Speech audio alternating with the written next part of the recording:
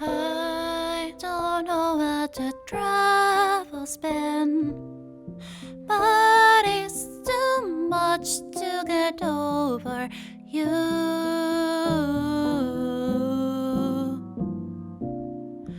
You're much too much to get over.